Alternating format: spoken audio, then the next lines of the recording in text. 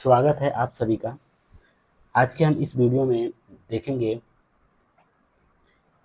क्या पदार्थ अपनी अवस्था को बदल सकता है। अगर इसके पहले वाला आपने लेक्चर नहीं देखा है तो आप जाकर उसे देख सकते हैं, ठीक है। उसके बाद आप ये देखिएगा, ठीक है। तो ये पार्ट नंबर कितना है, ये पार्ट नंबर 4 लेक्चर है, ठीक है। तो चलिए स्टार्ट करते हैं। यहाँ पे देखिए, ये आज का टॉपिक हमारा रहेगा क्या पदार्थ अपनी अवस्था को बदल सकता है। यानी कि कोई सा भी पदार्थ है, क्या वो अपनी अवस्था को, ठीक है, वो अपनी अवस्था को क्या वो बदल सकता है, इसके बारे में हमें जानना है, ठीक है। जैसे मान लीजिए कि कोई बर्फ़ ले लेते हैं, ठीक है। कोई बर्फ़ ले लेते हैं, बर्फ़ से क्या हो जाता है, पानी बन जाता है, और पानी से क्या बन जाता है, गैस बन जाता है। यानी कि जो बर्फ़ है वो क्या कर रहा है, अपनी अवस्था को क्या कर रहा है, परिवर्तन कर रहा है ना। तो हमें यही सीखना है आज के इस लेक्चर में, ठीक है। तो यहाँ पे देखिए लिखा गया है कि अपने प्रेक्षण से हम जानते हैं कि जल पदार्थ की तीनों अवस्थाओं में रह सकता है। यानी कि जो जल है वो कितनी अवस्था में रह सकता है, 3 अवस्था में। पहला ठोस, दूसरा जल यानी कि स्वयं, ठीक है, और तीसरा गैस, ठोस द्रव गैस, यानी कि जल 3 अवस्था में रह सकता है, ठीक है। यहाँ पे देखिए, ठोस जैसे बर्फ, ठीक है, द्रव जैसे जल, गैस जैसे जलवाष्प, ठीक है।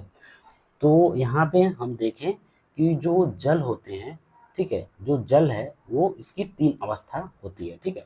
यहाँ पे देखिए, अवस्था बदलने के दौरान पदार्थ के अंदर क्या होता है, ठीक है। यदि अवस्था बदलता है तो उसके पदार्थ के अंदर क्या होता है, ये हमें सोचना है, ठीक है। यहाँ पे देखिए, अवस्था के परिवर्तन से पदार्थ के कणों पर क्या प्रभाव पड़ता है। जब अवस्था में परिवर्तन होगा तो उसके अंदर जो पदार्थ के जो कण होंगे उसमें कुछ ना कुछ तो परिवर्तन होता होगा ना, ठीक है।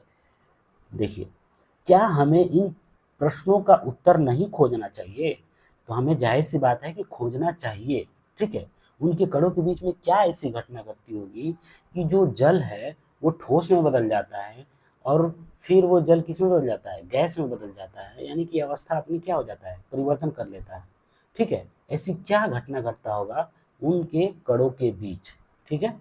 चलिए यहाँ पे देखिए, ये लिखा गया है तापमान परिवर्तन का प्रभाव, ठीक है।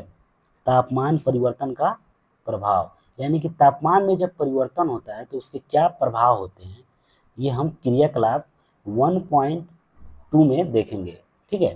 तो चलिए स्टार्ट करते हैं, यहाँ पे अच्छे से समझिएगा। देखिए, एक बीकर में 150 ग्राम बर्फ का टुकड़ा लें, ठीक है। यानी कि एक बीकर ले लेते हैं, एक शीशे का ग्लास ले लेते हैं, ठीक है। उसमें 150 ग्राम हम बर्फ का टुकड़ा डाल देते हैं, ठीक है। एवं चित्र 1.6 के अनुसार, यानी 1.6 चित्र कौन सा है, 1.6, ये देखिए यहाँ पे ये चित्र है, ठीक है। ये यहाँ पे ये बनाया गया है, ठीक है। मैं अभी समझाऊंगा इसको, ठीक है। चलिए देखिए,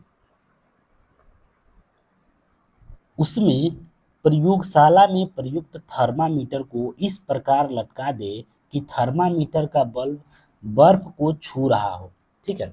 यहाँ पे देखिए, ये चित्र देखिए 1.6 में यहाँ पे बोला गया है कि एक बीकर ले लिया मैं, ठीक है। ये हमारा बीकर हो गया, ठीक है, ये बीकर, ठीक है, एक बीकर ले लिया और उसमें हम 150 ग्राम क्या कर देते हैं, 150 ग्राम बर्फ डाल देते हैं। देखिए ए वाले, ठीक है, ए वाले फिगर में देखिए, ये हमने बीकर लिया, ठीक है, इसमें हम बर्फ डाल दिया, बर्फ के टुकड़े डाल दिया, ठीक है। ये हमारा क्या है, ये बर्फ का टुकड़ा है, ठीक है, ये बर्फ का टुकड़ा, बर्फ का टुकड़ा डाल दिया। उसके बाद उसमें प्रयोगशाला में प्रयुक्त थर्मामीटर को इस प्रकार लटका दें, ये हमारा ये थर्मामीटर है, ठीक है। इसी थर्मामीटर को हम इसके नीचे इसमें लटका देते हैं, ठीक है, कि थर्मामीटर का बल्ब बर्फ को छू रहा है। यानी कि नीचे जो है ये वाला पार्ट, ये बर्फ को क्या कर रहा है, टच कर रहा है, ठीक है। यहाँ तक आ गया समझ में, ठीक है। उसके बाद यहाँ पे देखिए क्या बोला गया है नेक्स्ट, यहाँ पे देखिए, धीमी आंच पर बीकर को गर्म करना शुरू करें। यानी ये धीमी आंच पे, यहाँ से देखिए, यहाँ पे ये बर्नर है ना, ये बर्नर, ये धीमी आंच से ये बर्फ को क्या हो रहा है, गर्म किया जा रहा है, ठीक है। जब बर्फ पिघलने लगे तो तापमान नोट करें। जब बर्फ ये पिघलेगा ना, ये वाला बर्फ, तो इसके टेम्परेचर में कुछ परिवर्तन होगा, तो ठीक है। तो उसको तापमान को हमें क्या करना है, नोट करना है कॉपी पे, ठीक है।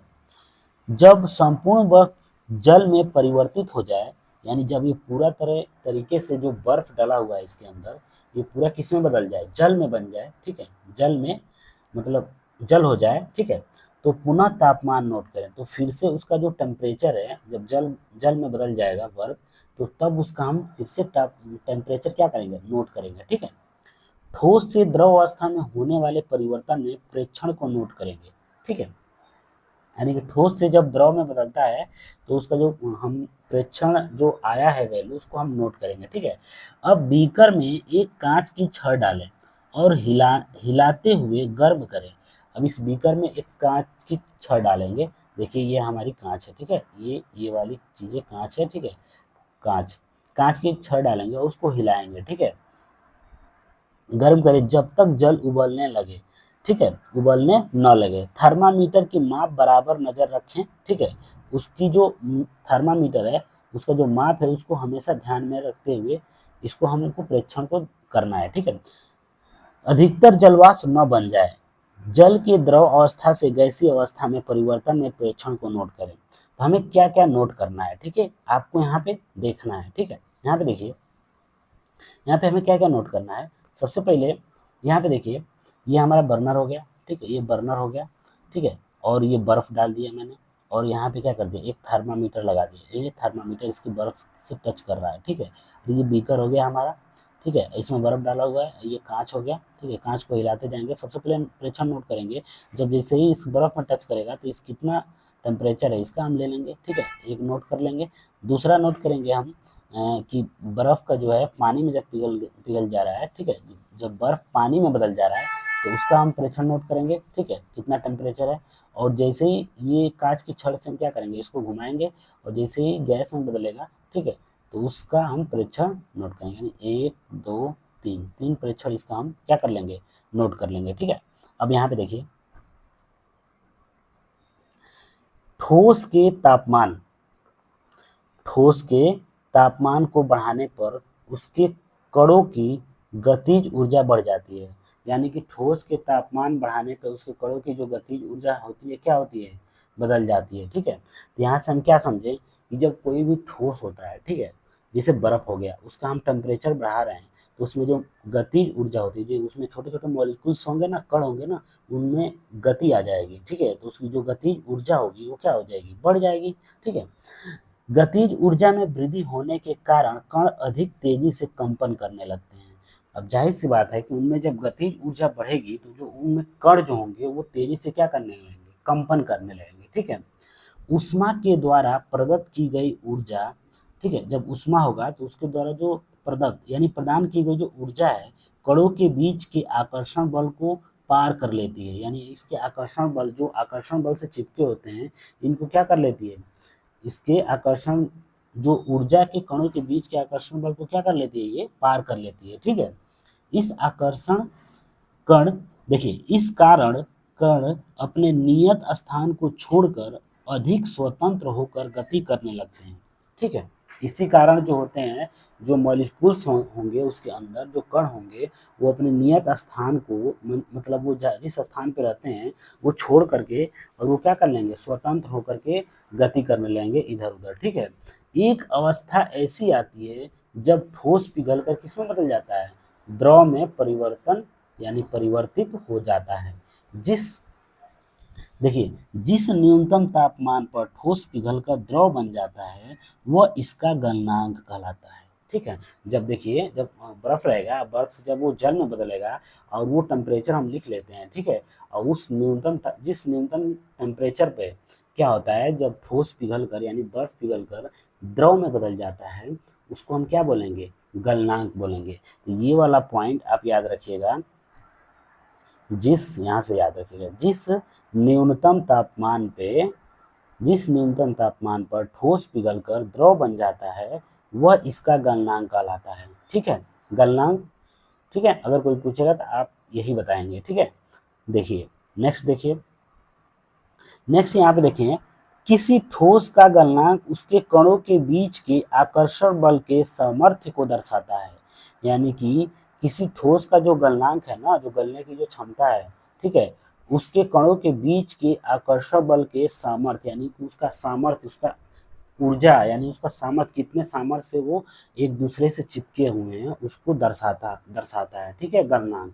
ठीक है, जिसका गलनांक ज़्यादा होगा, ठीक है, जिसका गलनांक ज़्यादा होगा उसका आकर्षण बल की सामर्थ्य क्या होगी, कम होगी, और जिसका गलनांक कम होगा उसका आकर्षण बल जो होगा, उसका सामर्थ्य जो होगा वो अधिक होगी, अधिक तेजी से जुटा रहेगा। ठीक है, यहाँ पे देखिए बर्फ का गलनांक 273.15 केल्विन, ठीक है। गलने की प्रक्रिया यानी ठोस से द्रव अवस्था में परिवर्तन को संगलन कहते हैं। यानी कि यहाँ पे देखिए संगलन क्या होता है, यानी कि ठोस से, यहाँ पे देखिए गलने की प्रक्रिया यानी ठोस से द्रव अवस्था में परिवर्तन को क्या कहते हैं, संगलन कहते हैं। यदि कोई बर्फ है, बर्फ से और किसमें बदल जा रहा है, द्रव अवस्था में परिवर्तन हो जा रहा है, तो उसे हम क्या बोलेंगे, संगलन बोलेंगे। ठीक है, समझ में आ गया। चलिए आगे देखिए, आगे हम यहाँ पे देखते हैं कि, एक मिनट, संगलन भी कहते हैं। ठीक है, संगलन भी कहते हैं। ठीक, अब देखिए यहाँ पे किसी ठोस के गलने की प्रक्रिया में तापमान समान रहता है। यानी कि कोई भी ठोस है अगर वो गल रहा है तो अभी टेम्परेचर समान रहेगा, ठीक है, इक्वल रहेगा। ठीक है, ऐसे में ऊष्मीय ऊर्जा कहा जाता है, कहा जाती है। ठीक है, ऐसे में क्या कही जाती है, ऊष्मीय ऊर्जा बोलते हैं। ठीक है, चलिए आगे देखते हैं। यहाँ पे देखिए लिखा गया है कि गलने के प्रयोग की प्रक्रिया के दौरान आपने ध्यान दिया होगा कि गलनांक पर पहुंचने के बाद, यानी गलनांक पर पहुंचने के बाद, जैसे ही गलनांक पर पहुंचता है, ठीक है, जब तक संपूर्ण बर्फ पिघल नहीं जाती तापमान नहीं बदलता। यानी कि जैसे बर्फ है, बर्फ से जब पानी बन रहा है तो जब तक पूरी तरह से बर्फ पिघल नहीं जाता उसका टेम्परेचर वही रहेगा। ठीक है, तापमान नहीं बदलेगा। ठीक है, बीकर को ऊष्मा प्रदान करने के बावजूद भी ऐसा ही होता है। कणों के पारस्परिक आकर्षण बल को वाशीभूत करके पदार्थ की अवस्था को बदलने में इस ऊष्मा का उपयोग होता है। ठीक है, चूंकि तापमान में बिना किसी तरह की वृद्धि दर्शाए इस ऊष्मीय ऊर्जा को बर्फ अवशोषित कर लेती है। ठीक है, यानी कि इस ऊष्मीय ऊर्जा को क्या कर लेती है, बर्फ क्या कर देती है, अवशोषित कर लेती है। ठीक है, यह माना जाता है कि यह बीकर में ली गई सामग्री में छुपी रहती है। ठीक है, जिसे हम क्या बोलते हैं, गुप्त ऊष्मा कहते हैं। ठीक है, गुप्त ऊष्मा के कारण क्या होता है, जो बर्फ होता है वो जल में क्या होता है, बदल जाता है, अगर टेम्परेचर सेम रहती है। ठीक है, क्योंकि वो गुप्त ऊष्मा है, छुपी हुई ऊष्मा है, तभी तो हो जा रहा है। ठीक है, यहाँ गुप्त, यहाँ देखिए यहाँ गुप्त का अभिप्राय क्या है, छुपी हुई से है। ठीक है, वायुमंडलीय दाब पर 1 किलोग्राम ठोस को उसके गलनांक पर द्रव में बदलने के लिए जितनी उसमें ऊर्जा की आवश्यकता होती है, यहाँ पे बोला गया है कि वायुमंडलीय दाब पर 1 किलोग्राम ठोस होना चाहिए। ठीक है, उसके गलनांक पर द्रव में बदलने के लिए जितनी उसमें ऊर्जा की आवश्यकता होती है उसे संगलन की प्रस्तुत ऊष्मा कहते हैं। ठीक है, तो ये यहाँ से ये प्रस्तुत ऊष्मा क्या कहलाती है, ये वाली पॉइंट आप देख लीजिएगा। ठीक है, ये वाली पॉइंट। ठीक है, अब देखिए, अर्थात 0 डिग्री सेंटीग्रेड यानी 273 केल्विन पर जल के कणों की ऊर्जा उसी तापमान पर बर्फ के कणों की ऊर्जा से क्या हो जाती है, अधिक हो जाती है। ठीक है, यानी कि 0 डिग्री सेंटीग्रेड यानी 273 केल्विन पर जो जल के जो कण होते हैं, ठीक है, जो जल के कणों की जो ऊर्जा होती है उसी तापमान पर बर्फ के कणों की जो ऊर्जा से क्या हो जाती है, अधिक हो जाती है, सेम टेम्परेचर पे। ठीक है, जो बर्फ के कणों की जो ऊर्जा होती है उससे क्या हो जाती है, अधिक हो जाती है। ठीक है, चलिए आगे देखिए, जब हम जल में उसमें ऊर्जा देते हैं, जब हम जल में क्या कर देते हैं, उसमें ऊर्जा देते हैं तो कण अधिक तेजी से गति करते हैं, तो कण क्या करते हैं, अधिक तेजी से गति करने लगते हैं। ठीक है, यानी कि जब हम जल में उसमें ऊर्जा देते हैं तो कण क्या होते हैं, अधिक तेजी से गति करते हैं। ठीक है, एक निश्चित तापमान पर पहुंचकर कणों में इतनी ऊर्जा आ जाती है कि वे परस्पर आकर्षण बल को तोड़कर, यानी आकर्षण मतलब एक दूसरे से चिपके हुए रहते हैं ना, उसको क्या कर देते हैं, तोड़ देते हैं, अलग हो जाते हैं। ठीक है, स्वतंत्र हो जाते हैं। इस तापमान पर द्रव गैस में बदलना शुरू हो जाता है। अब जैसे जैसे तापमान बढ़ता जाएगा, अब वो जल से किस में बदलता जाएगा, गैस में बदलता जाएगा। ठीक है, वायुमंडलीय दाब पर वह तापमान जिस पर द्रव उबलने लगता है उसे क्वथनांक कहते हैं। तो अगर यहाँ पे आपसे कोई पूछेगा कि क्वथनांक किसे कहते हैं, तो आप क्या बताएंगे कि आप ये बताएंगे कि वायुमंडलीय दाब पर वह तापमान जिस पर द्रव क्या होता है, उबलने लगता है, उसे हम क्या बोलते हैं, क्वथनांक बोलते हैं। ठीक है, चलिए नेक्स्ट देखते हैं। क्वथनांक समष्टि, देखिए क्वथनांक समष्टि गुण है। ठीक है, क्वथनांक क्या है, समष्टि एक गुण है। द्रव के सभी कणों को इतनी ऊर्जा मिल जाती है कि वे वाष्प में बदल जाते हैं। ठीक है, यानी कि द्रव के जो सभी कण होते हैं उसको इतनी ऊर्जा मिल जाती है, वो किस में बदल जाते हैं, वाष्प में बदल जाते हैं। ठीक है, जल के लिए तापमान, यहाँ पे देखेंगे जल के लिए तापमान कितना होता है, इसको आप देख लीजिए। ठीक है, जल के लिए तापमान क्या होता है, 373 केल्विन यानी 100 डिग्री सेंटीग्रेड, यानी 273 और प्लस 100। ठीक है, टोटल कितना हो जाएगा, 373 केल्विन। ठीक है, देखिए इसको हम, क्या आप वाष्पीकरण की गुप्त ऊष्मा को परिभाषित कर सकते हैं। ठीक है, तो इसे उसी तरह परिभाषित कीजिए जैसे हमने संगलन की प्रस्तुत ऊष्मा को परिभाषित किया। ठीक है, यहाँ पे देखिए 373 केल्विन यानी कि 100 डिग्री सेंटीग्रेड। ठीक है, यहाँ पे ये चेंज किया गया है, आप यहाँ पे कंफ्यूज मत होइएगा। ठीक है, ये फार्मूला लगा करके चेंज किया गया है केल्विन में। ठीक है, यानी कि 373 केल्विन। ठीक है, और ये 100 डिग्री सेंटीग्रेड। ठीक है, यहाँ पे देखिए 373 केल्विन यानी कि 100 डिग्री सेंटीग्रेड तापमान पर भाप अर्थात वाष्प, ठीक है, के कण के कणों में उसी तापमान पर पानी के कणों की अपेक्षा अधिक ऊर्जा होती है। यानी कि जो वाष्प होता है, ठीक है, वाष्प में जो कण होते हैं उनकी जो ऊर्जा होती है और जो पानी में जो कण होती है उनकी ऊर्जा होती है उससे अधिक होती है। ठीक है, किसमें, वाष्प में जो कण है उनकी ऊर्जा अधिक होगी। ठीक है, ऐसा इसलिए है क्योंकि भाप के कणों ने वाष्पीकरण की गुप्त ऊष्मा के रूप में अतिरिक्त ऊष्मा अवशोषित कर ली है। ठीक है, यानी कि जो वाष्प के जो कण होते हैं वो गुप्त ऊष्मा के रूप में वो अधिक ऊष्मा क्या कर ली है, अवशोषित कर ली है। ठीक है, इसी कारण हमें क्या होता है कि पानी की तुलना में हमें भाप से बहुत तेजी से क्या होती है, जलने लगती है हाथ। ठीक है, चलिए यहाँ पे देखेंगे ठोस अवस्था, द्रव अवस्था और गैस अवस्था। ठीक है, तो ठोस अवस्था यानी ठोस से द्रव में बदलेगा। ठीक है, ठोस से क्या होगा, द्रव में, और द्रव से क्या होगा, गैस में बदलेगा। ठीक है, द्रव को हम करेंगे ठंडा यानी शीतलन करेंगे तो फिर ठोस में आ जाएगा। ठीक है, गैस को शीतलन करेंगे यानी ठंडा करेंगे तो पहले द्रव में आ जाएगा। ठीक है, और ठोस को गर्म करेंगे तो द्रव में बदल जाएगा, द्रव को और गर्म करेंगे तो किस में बदल जाएगा, गैस में बदल जाएगा। ठीक है, अतः हम यह कह सकते हैं कि तापमान बदलकर हम पदार्थ को एक अवस्था से दूसरी अवस्था में बदल सकते हैं। तो हम टेम्परेचर बदलकर हम पदार्थ को क्या कर सकते हैं, एक अवस्था से दूसरी अवस्था में बदल सकते हैं। हमने सीखा कि गर्म करने पर पदार्थ की अवस्था बदल जाती है। ठीक है, गर्म होने पर ये ठोस से द्रव और द्रव से गैस बन जाते हैं। लेकिन कुछ ऐसे पदार्थ हैं जो द्रव अवस्था में परिवर्तित हुए बिना ठोस अवस्था से सीधे किस में आ जाते हैं, गैस में, और वापस ठोस में बदल जाते हैं। ठीक है, तो वो पदार्थ का हम नाम बताते हैं, जैसे फिटकरी हो गया। ठीक है, नहीं फिटकरी नहीं, सॉरी, जो कपूर होता है ना, कपूर सीधे क्या होता है, सीधे अगर उसको हम टेम्परेचर देते हैं तो वो द्रव में नहीं बदलते हैं, वो सीधे किस में बदल जाता है, सीधे वो गैस में बदल जाता है। सीधे किस में बदल जाता है, वो गैस में बदल जाता है। तो इसे हम ऊर्ध्वपातन बोलते हैं। ठीक है, समझ में आ गया। तो चलिए हम नेक्स्ट वीडियो में हम इसका क्रियाकलाप देखेंगे कि कोई भी ठोस अवस्था जो होता है, कोई भी अगर ठोस अवस्था होता है, ठीक है, एक मिनट, कोई भी ठोस अवस्था होता है तो क्या होता है, वो डायरेक्ट किस में बदल जाता है, गैस अवस्था में क्यों बदल जाता है। ठीक है, तो ये हमारा क्रियाकलाप है और नेक्स्ट वीडियो में हम आगे ऐसे पढ़ते जाएंगे। और ज़्यादा नहीं बचा है, अब लास्ट खत्म होने वाला है। ठीक है, तो वीडियो देखने के लिए आप सभी का धन्यवाद। अगर वीडियो आपको अच्छा लग रहा है तो लाइक और चैनल को सब्सक्राइब जरूर करिएगा। ठीक है, चलिए।